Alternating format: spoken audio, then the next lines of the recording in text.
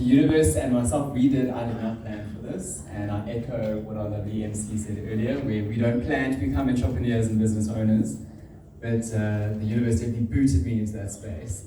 And lo and behold, I was successful enough in securing, because the agency was closing down, I built great relationships with one of my clients, and she said, "You ain't going nowhere."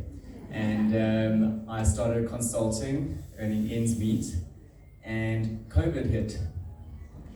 And I registered the business just 6 months before COVID, and phenomenally, the world's biggest business threat hit all of us. And I went into a space where I was delivering a service. I don't know, am I going to your question too now? Telling a big story. I specialized in the world of digital.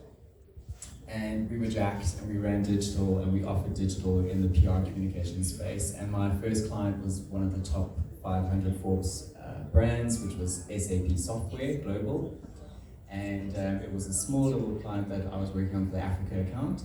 And I grew that into 24 global markets in corporate social responsibility, into marketing, into public relations, social media.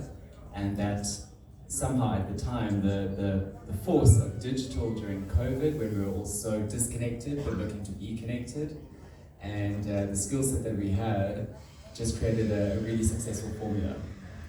And so that's where the business really took off.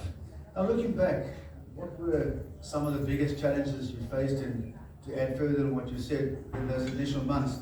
And how did you overcome them with limited resources? And what were some of the sacrifices you had to make, and how did those experiences shape the way you lead and operate? Line and sinker, HLS.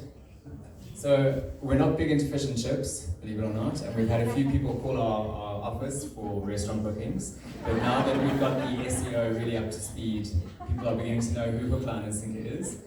Originally, the formula of Hook, Line and Sinker is all about developing creative, fantastic content that hooks audiences, choosing the best communications line and platform, which is the line, and Sinker, which is all about ROI. Some of the challenges, if you imagine a cartoon where it's the moon and it's crickets, and then it's day and then it's moon and it's going up and down, and there's someone sitting at the dining room table just working away during COVID.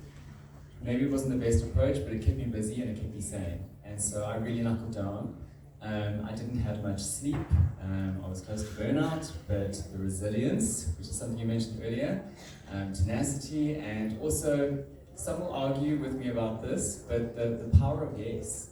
And there were so many opportunities in companies that I'd worked for before where they would ask, "Can you do this? And can you do this?" And they'd be like, "No." And I just think, what are you doing? Why are you turning service away? So the power of yes has really got me really far. And it's one of our company values that we instill today.